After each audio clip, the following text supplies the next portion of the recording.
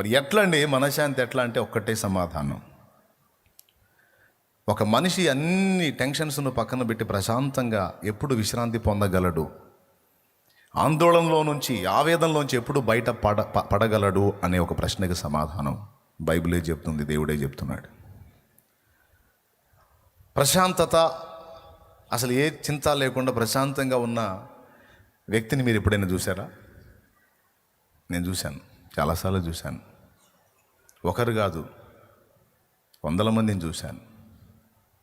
ఎక్కడున్నారు ప్రశాంత జీవులు? ఎక్కడున్నారు అంటే అమ్మ ఒడిలో ఉన్న పసిపాపలు, లోకం తెలియని పసిపాపలు. వాళ్ళకి ఏదైనా అమ్మే, కన్న తల్లి ఒడిలో ఉన్నారు. అమ్మ ఒడిలో ఉన్న పసిపాప తను ఒక స్వతంత్ర జీవి అయిందాక అంత తల్లి మీదే ఆధారపడుతుంది. దానికి బాధ వస్తే కేరం అంటది, అమ్మ పరిగెత్తుకుంటూ పోయి అమ్మమ్మ లేదు లేదు లేదు బంగారు తల్లి అని బొజ్జు అంటే కన్న తల్లి ఒడిలో ఉన్న పసిపాపకు ప్రశాంతత ఉంది. ఏంటి దాని ధైర్యం అంటే, నాకు ఏదైనా చూసుకునే మా అమ్మ ఉంది. తండ్రి మీద ఎత్తబడిన కొడుకుకు మనశ్శాంతి ఉంది, ఎందుకంటే ఏదొచ్చినా మా నాన్న చూసుకుంటాడు అనే భరోసా. ఏదొచ్చినా నా విషయంలో చూసుకునే ఒక నమ్మకమైన వ్యక్తి ఉన్నారు అన్నప్పుడే మనం ప్రశాంతంగా తినగలం, నిద్రపోగలం, ప్రశాంతంగా ఉండగలం. తప్పించి ఆ ఒక్క నిరీక్షణ లేకపోతే, ఆ ఒక్క భరోసా లేకపోతే మనిషి పొందే ఆనందాలన్నీ తాత్కాలికమే. రాత్రంతా తాగి పండుకున్నావు, తెల్లవారు నీ సమస్యలకి ఎవడ జవాబు చెప్తాడు? నువ్వే వెతుక్కోవాలి. మూవీకి పోయి 2:30 గంట ఆనందం పొందావు, బయటకు వస్తే నీ సమస్యలకు సమాధానం ఎవడ చెప్పాలి? నువ్వే వెతుక్కోవాలి. కాబట్టి ఏదో పొందిన ఆనందాలనే తాత్కాలికమే, బయటకు వచ్చిన తర్వాత డబల్ సమస్యలు. కానీ ఇప్పుడు క్రీస్తు యేసునందు ఉన్న వాళ్ళకున్న ప్రశాంతత ఏంటో తెలుసా? తమ సృష్టికర్త ఎవరో తమకు తెలుసు, తమను నిర్మించిన వాడెవరో తమకు తెలుసు, ఆయన అనుమతిస్తున్న పరిస్థితులు ఏ కారణం చేత అనుమతించబడుతున్నాయో కూడా తెలుసు, వాటి విషయంలో దేవుడు ఎలా స్పందిస్తాడో కూడా తెలుసు. గనుక ఈ విషయంలో కొంచెం జ్ఞానం సంపాదించిన వాడు తప్పకుండా ప్రశాంతంగా బ్రతకగలుగుతాడు. ఎందుకంటే దేనికైనా చాలిన దేవుడు నాకున్నాడు. అది భరోసా. నేను గతంలో ఒకసారి చెప్పాను, చిత్రకళల పోటీల్లో శాంతి ప్రశాంతలకు సూచికగా ఒక చిత్రాన్ని గీసుకురమ్మని సార్ చెప్తే స్టూడెంట్స్ చాలా రకాల ప్రశాంతత ఉట్టిపడేటువంటి చిత్రాలు గీసుకు వెళ్ళారట. కానీ ఒకడు మాత్రం అల్లకల్లోలంగా ఉన్న సముద్రాన్ని గీసుకొని పోయాడట. అల్లకల్లోలంగా ఉన్న సముద్రాన్ని గీసుకొని పోయాడట. అల్లకల్లోలంగా ఉన్న సముద్రం మనకు కనపడితే, ఆ చిత్రం కనపడితే మనకు ప్రశాంతత వచ్చిద్దా, గందరగోళం కనిపిస్తుందా? మీరు చెప్పండి, ప్రశాంతంగా ఉంటుందా? అంతెత్తు ఎగసి పడుతున్న అలలు చిత్రపటంలో కనపడుతుంటే దాన్ని చూస్తే అమ్మో అనే భీతి గొలుపుతుందా? ప్రశాంతత కనపడుతుందా? ప్రశాంతత అంటే ఏంటి? చక్కని పచ్చిక బయళ్ళు, పల్లెటూరి వాతావరణం, మంచి పాకలు, చక్కని త్రోవల పక్కన పచ్చిక బయళ్ళు, చిన్న చిన్న పూల చెట్లు, ఆకాశంలో ఎగురుతున్న పక్షులు, కొండలు, వాటి ప్రక్కగా లేచినటువంటి ఈత చెట్లు, తాటి చెట్లు, కొబ్బరి చెట్లు, మంచి నదిలో పోతున్న పడవ కదా, ఇవన్నీ చూస్తే ఆహ్లాదంగా ప్రశాంతంగా అనిపిస్తుంది. చాలామంది అలానే గీసుకుపోయారు. ప్రశాంతత ఉట్టిపడే విధంగా చాలామంది అయ్యే గీసుకెళ్ళారు ఆర్ట్. కానీ వాటికి వేటికి బహుమానం రాలా. వీడు ఎగసిపడే సముద్రాన్ని గీసుకెళ్ళాడు చూడు, భీతి గొలిపే విధంగా, దానికి వచ్చింది బహుమతి. అదేంటి ప్రశాంతత ఉట్టిపడే విధంగా చిత్రకళ నేను చూడాలని సార్ అడిగితే, అంత మంచి ప్రశాంతతను ఉట్టిపడేటువంటి చిత్రాలు వస్తే వాటన్నిటికంటే భిన్నంగా దీనికి బహుమతి రావటం ఏమిటి అంటే, వీడు చిన్న పని చేశాడు. ఏం చేశాడు తెలుసా? ఉవ్వెత్తున ఎగసిపడే సముద్ర అలలు గీశాడు. ఆ అలల ఒడ్డున, అలల ముగింపులో ఇట్లా లేచి పడతాయి కదా అలలు, ఆ ముగింపులో ఒక చిన్న బండరాయి గీశాడు. ఆ బండరాయిలో ఒక రంధ్రం, ఆ రంధ్రంలో ప్రశాంతంగా సేద తీరుతున్న ఒక చిన్న పిట్ట. ఆ బొమ్మ గీసాడు ఇడు. అది బండలో రంధ్రం, రంధ్రంలో ఒక చిన్న పిట్ట, బండని ఎగిరిపడి తాకుతున్న సముద్రపు అలలు. అంటే మీనింగ్ ఏంటంటే, బండలో ఉన్న పిట్ట అంటుందన్నమాట ఏమని అంటే, ఏ సముద్రమా, నువ్వు ఇప్పుడు కాదు, నీ జీవితం, నా జీవితం ఉన్నంత వరకు నువ్వు బాధినా ఈ బండ మీద ఇది పగిలేది లేదు, నాకు కీడు జరిగేది లేదు. దేవునికి స్తోత్రం. కొట్టుకో, నువ్వు ఎంత కొట్టుకుంటావు. ఎందుకంటే దాని నివాసం బండలో ఏర్పరచుకుంది. అంటే ఏదొచ్చినా నాకేమీ కాకుండా నన్ను క్షేమంగా కాపాడగలిగేటువంటి బండలో నేను నివాసం ఏర్పరచుకున్నాను కనుక నాకు అద్భుతమైన భద్రత ఉంది అనేది ఆ పిట్ట ఫీలింగ్. మరి దానికి రాక దేనికి వచ్చింది? ప్రశాంతత ఉట్టిపడే విధంగా గీయండి అంటే, చెట్లు గొట్టలో పల్లెటూరులో అరకలు దున్నటాలు ఈ కాదు. సమస్య చూపాలి, దానికి పరిష్కారంగా పిట్ట వేసుకున్న దారి చూపాలి. సమస్య ఏంటంటే ఎగసిపడుతున్న సముద్రపు అలలు. పరిష్కారం ఏంటంటే అవి ఎంత తాకినా పగలని బండ, అందులో తన గూడు కట్టుకుంది కనుక పక్షికి ప్రశాంతత. Praise the Lord. ఈరోజు యేసుక్రీస్తులో ఉన్న వాళ్ళకి అందుకే మనశ్శాంతి. బోలెడంత వేదంలో విపరీతంగా తరుముతున్న ముఖాల్లో చిరునవ్వు, కళ, కాంతి తగ్గదు.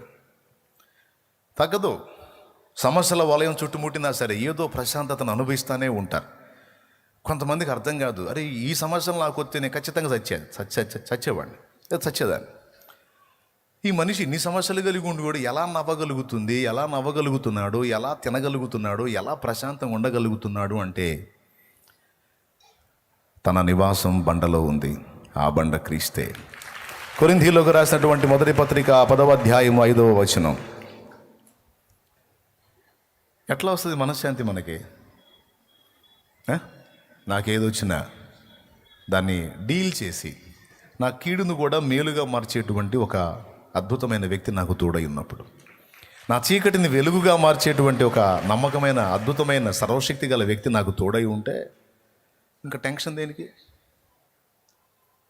ఇప్పుడు అదే యేసునందున్న వాళ్ళ విశ్రాంతి, అదే క్రీస్తు యేసునందున్న వాళ్ళ ప్రశాంతత. పరీక్షల్లో పాస్ అయినా స్తోత్రం, ఫెయిల్ అయినా స్తోత్రం, అప్పుల్లోంచి బయటపడ్డా స్తోత్రం, వడ్డీలైనా ఒట్టిగా అయితే జరగదు. బలహీనత వచ్చినా స్తోత్రం, స్వస్థత వచ్చినా స్తోత్రం. బలహీనత వస్తే ఒక పాఠాన్ని నేర్పడానికి వస్తుంది, స్వస్థత వస్తే ప్రభు కార్యాన్ని చేయడానికి వస్తుంది. అప్పులైతే ఒక పాఠాన్ని నేర్పడానికి అవుతాయి, పరిష్కారం దొరికితే విశ్రాంతి కొరకు విడుదల, స్తోత్రం. ఇప్పుడు ఒక చిన్న మాట చెప్తానండి. అప్పులైతే మనకు బాధ ఏంది? అప్పులైతే మనకు బాధ ఏంది? తీర్చేవాడు ఉన్నాడు కదా. అదే కొడుకు భరోసా, వాడు ఎక్కడైనా తీసుకొస్తాడు, ఎందుకంటే మా అయ్య కడతాడని.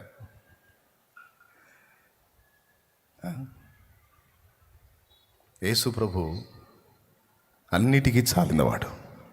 ఆత్మను విమోచించడానికి తన ప్రాణాన్ని మన కోసం పణంగా పెట్టినటువంటి దేవుడు శరీరానికి కావాల్సిన సమస్యలకు పరిష్కారం చూపలేడా? ఆ మాత్రం విశ్వాసం లేనప్పుడు నువ్వేం విశ్వాసివి? ఆ మాత్రం నమ్మకం లేనప్పుడు నువ్వేమి నమ్మకస్తుడాలివి? దేవుడు నిన్ను పిలుస్తున్నాడు, రా నా విశ్రాంతిలో ఉండు అని. దేవుని గూర్చిన జ్ఞానం సంపాదించుకుందాం రండి అని పిలిచాడు. యెహోవాను గూర్చిన జ్ఞానము సంపాదించుకుందాం రండి అని పిలిచాడు. ఏంటి ఆయన గూర్చిన జ్ఞానం? అసలు ఆయన ఏమై ఉన్నాడు, ఆయన ఎవరై ఉన్నాడు, ఆయన సంగతులు ఏంటి అని తెలుసుకునేది ఒకటి, ఆయన నీకు నాకు ఏం చేయగలడు అనేది తెలుసుకునేది ఒకటి. ఇప్పుడు రెండో దాన్ని చెప్తున్నాను నేను. అసలు ఆయన ఏమై ఉన్నాడు, ఆయన సంగతులు ఏంటని మొదలు పెడితే 2వ కూటం, 3వ కూటం, 4వ కూటం, 5వ కూటం అయిపోయినా ఇది ఒకదే కదా. ఎందుకంటే ఆయన అంత మన లైఫ్ లాంగ్ మనం పరిశీలించిన తరగనటువంటి సబ్జెక్ట్. పాఠం మన ప్రభు. దేవునికి స్తోత్రం. ఇప్పుడు మా నాన్న ఏమై ఉన్నాడు, మా నాన్న ఎంతటి వాడై ఉన్నాడు, మా నాన్న మూలం ఏంటి, అసలు మా నాన్న శక్తి ఎక్కడి నుంచి, ఇవన్నీ తెలుసుకోవడం కంటే ఒకటి తెలుసుకుంటే చాలు. నాకు మా నాన్న తోడుగా ఉన్నాడు, ఇక భయం లేదనుకుంటే చాలు. నాన్న సంగతి తర్వాత తెలుసుకుందాం. ముందు నాన్న బలవంతుడు, శక్తివంతుడు, జ్ఞానవంతుడు చాలు. దేన్నైనా ఢీ కొట్టగలడు. ఆయన్ని గూర్చిన జ్ఞానం ఒకడు తెలుసుకోకపోతే సర్వలోకమును సంపాదించుకున్న నరకానికే.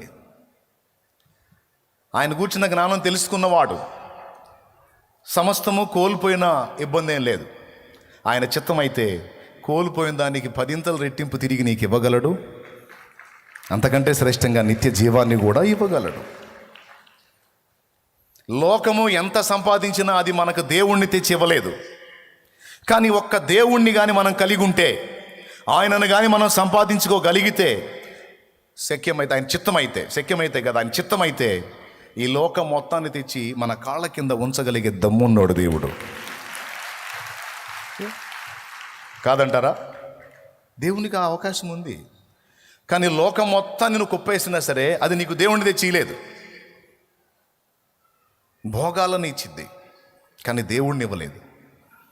కానీ ఒక్క దేవుడు ఉంటే లోకం మొత్తాన్ని ఆయనకి ఇష్టమైతే నీ కాళ్ళ దగ్గరికి తీసుకురాగలడు. రాజులను నేను ఎత్తుకుని మోసేవాళ్ళుగా చేస్తాను, వాళ్ళు నీ పాదధూళి నాకేటట్టు చేస్తాను అన్నాడు వాక్యంలో. దేశం యొక్క ఉన్నత స్థలముల మీదకి నేను ఎక్కిస్తానన్నాడు. నీవు తలగా ఉండవు కానీ తోకగా ఉండవు అన్నాడు. నీ పొలములోని పంట, నీ చేనులోని సమస్తము ఆశీర్వదించబడుతుంది అన్నాడు. ఎండిపోయిన ఎడారులను జీవజల నదులుగా ప్రవహింపజేయగలవాడును అన్నాడు. ఎండిన ఎడారులను పచ్చిక బయళ్ళుగా చేయగలవాడును అన్నాడు. మోడుబారిన జీవితాలను చిగురింపజేయగలవాడును అన్నాడు. ఇంకా చెప్పాలంటే ఎల్ షద్దాయ్, సర్వశక్తి గల దేవుడు. ప్రైజ్ ద లార్డ్, హల్లెలూయా.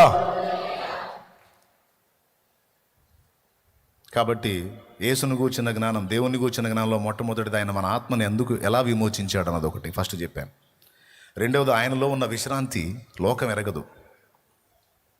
మన ఆత్మకు విశ్రాంతి, అలాగే మన దేహపు వేదనలకు కూడా యేసే విశ్రాంతి.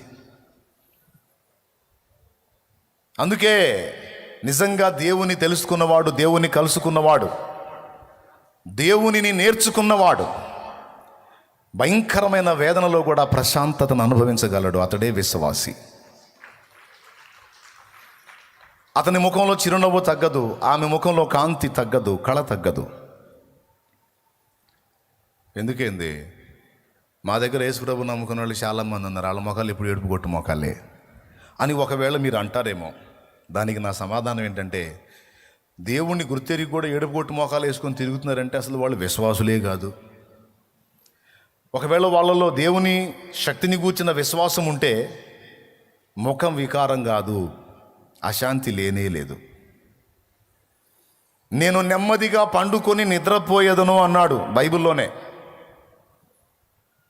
నేను నెమ్మదిగా పండుకొందును, హాయిగా నిద్రపోతాను అన్నాడు. ఎందుకంటే నా మెలకువలోనూ నా నిద్రలోనూ కూడా కాచుకునేవాడు నాకు తోడై ఉన్నాడు.